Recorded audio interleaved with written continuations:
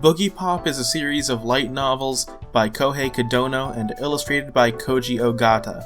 The series began in 1998 under the Dengeki Bunko label in Japan and was later picked up for English release by Seven Seas Entertainment in the mid-2000s with an English translation by Andrew Cunningham.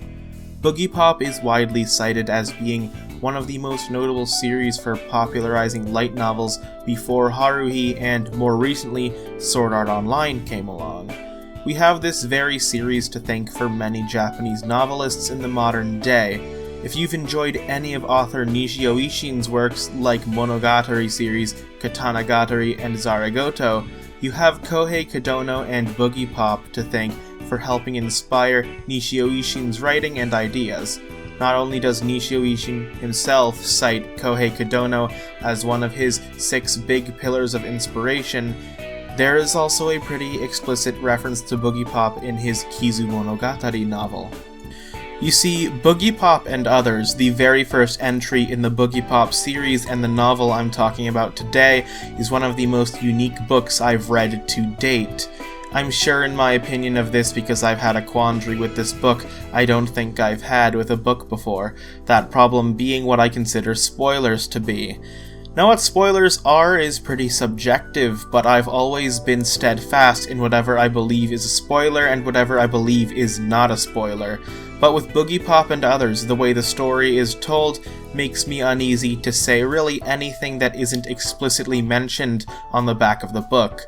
This novel is told out of order as well as out of context for the most part. Each chapter of the novel is a full anecdote from the perspective of a different person.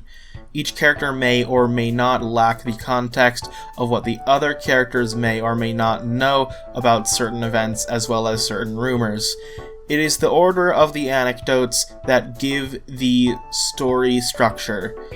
As you go on reading the book, each perspective that you go through knows more and more about the dark things that are going on regarding the rumors established in the beginning of the novel. So as you go on, you gain more and more of an understanding as to what the story you're reading even is in the first place. The way I see Boogiepop and Others is that it's really about just piecing together everything along the fixed road the novel takes you. I would liken the concept to the famous multi-route mystery visual novel genre, except scaled down dramatically. This first volume in the Boogiepop novel omnibus print, which is from last year, is only 215 pages long compared to the standard 30 to 60 hour long length of many multi-route mystery games. What I'm trying to say in the end is that no matter what I say about the plot of this book, I am personally going to feel like I just might be spoiling something for someone. It might be a bit much, but for the sake of just being thorough, I'll quickly cover the concept of the novel, my general opinion, then the spoiler section will begin, and I'll elaborate on my overall thoughts.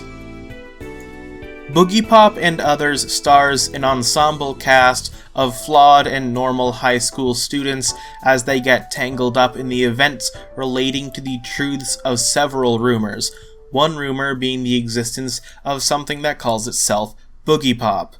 Rumors about the truth of Boogiepop's nature seem to vary slightly, but what they all agree on is that Boogiepop is superpowered in some way and takes on the form of a handsome human. The other rumors range from a series of disappearances of girls from their school to rumors about drugs. This is the story of how they all connect. In a more thematic sense, my interpretation is that it's a story about high schoolers facing dark parts of the school they go to, as well as the society they live in, but little do they know that the craziest rumors they hear in their daily lives are far worse and far more real than they realize. It's part coming of age and part social commentary. I really enjoyed this novel a whole fucking lot, and I wholeheartedly recommend this book to any reader. I read this during October for the Halloween season, and damn was that ever a great choice. If you want a good read for next Halloween, or even if you just like dark and spooky atmospheres in your books, Boogiepop and Others will definitely fit your tastes. I'd say it's one of those series that also goes outside of the light novel bubble and would appeal to the general reader if given a chance. Now, let's get into the meat of things. Past here are spoilers. If you do not want any spoilers, then turn back now and just give the book a read. So, if you follow me on Twitter, you may remember a head-ass series of tweets where I said that I got spoiled on something in Boogiepop, and then a few days later I forgot and boasted about it, and then literally the next day I remembered. This spoiler was that Manticore, the main villain of the novel, causing most of the disappearances of the high school girls through either mind control or consumption, is a clone or replication of the character Echo's. So yeah, in the long term, this actually didn't matter much, because while I didn't know it, I was like 10 pages away from finding that one out. Also, it just didn't really matter too much. The book wouldn't have been too much worse had Manticore just been her own being, though I do obviously admit that her being a clone does make the story better thematically, since Manticore was the work of humans. I just think that even if Manticore wasn't a clone, it could have been framed as, there are humans who side with atrocious beings like Manticore, or something like that. The actual clone part wasn't some big missing piece that told me everything about the story beforehand. Going back to the beginning, I didn't know what Boogiepop was like as a character going in, and I'm glad to say that Boogiepop is probably going to become one of my favorite fictional characters. Boogiepop, being some mysterious life form that resides in the body of Miyashita Toka, and one that surfaces in critical times, is a very interesting character, and honestly, I fell for the character as early as Takeda Keiji's chats with Boogiepop on the roof. Keiji's chapter was a very good introduction to the world that the series takes place in, and to the themes that continue throughout the book. Suema Kazuko's chapter didn't blindside me like Keiji's did, but the introduction of Kirima Nagi as well as the drugs that become important later kept me engaged, and I read the whole chapter in one sitting.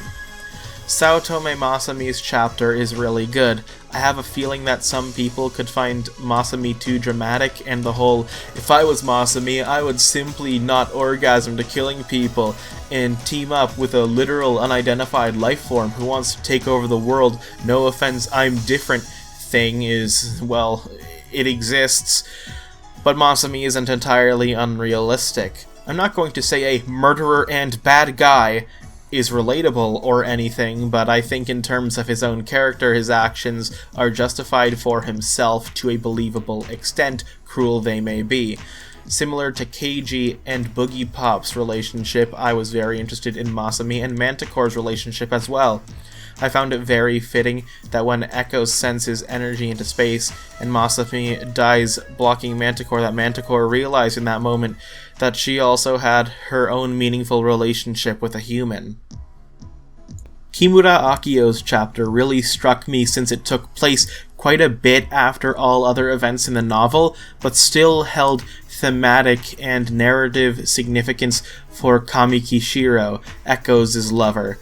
It also establishes a mummified hand hidden in the school. We later learn in the next and final chapter that Boogiepop hid after defeating the Manticore with the help of Tanaka Shiro, a character who was mostly relevant in the story until that chapter as Kamikishiro's official boyfriend. This chapter is mostly bittersweet, and I think that even though it may feel like nothing happened in this chapter, which isn't true, it's one of the standout sections of the novel for me.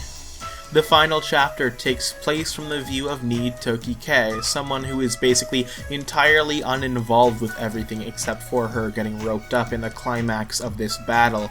It was cute how Kodono gave her this trait of hating anything that isn't perfectly clear, but the quirk honestly fell a little flat in my opinion. There was a little too much effort to make Nii Tokike stand out. I wouldn't say that it was blatant enough to make me dislike the character, but I feel like a better approach would have been to make her quirk just a little less apparent, or to make her less self-aware about it. Other than that, this section was great, and when Boogiepop arrived, I clapped. I said Boogiepop and Others is a story about high schoolers facing dark parts of the school they go to, as well as the society they live in, not knowing that the craziest rumors they hear in their daily lives are far worse and far more real than they realize, but nonetheless, even some rumors turn out to be full of hope in the end. And as long as there's some level of goodness in the hearts of the masses, we will all end up fine enough. Fine enough to avoid complete immediate destruction, that is. Fine enough for now. Boogiepop and Others is a fantastic book that you can get in digital and in print in the Boogiepop omnibus releases by 7 Seas Entertainment. For more Boogiepop in English and more Boogiepop reviews by me, be sure to take their monthly licensing surveys and ask for more Boogiepop. Aside from that, you can also go to Bookwalker and buy and read the light novel series Kokoro Connect, because that shit's good too. I'm going off script for this, but Kokoro Connect needs more love. Just go and buy it and read it. It has a really good translation. It's really fun, and because it's digital only, it only costs like $7 per volume. It's very cheap for a light novel. Go and read it.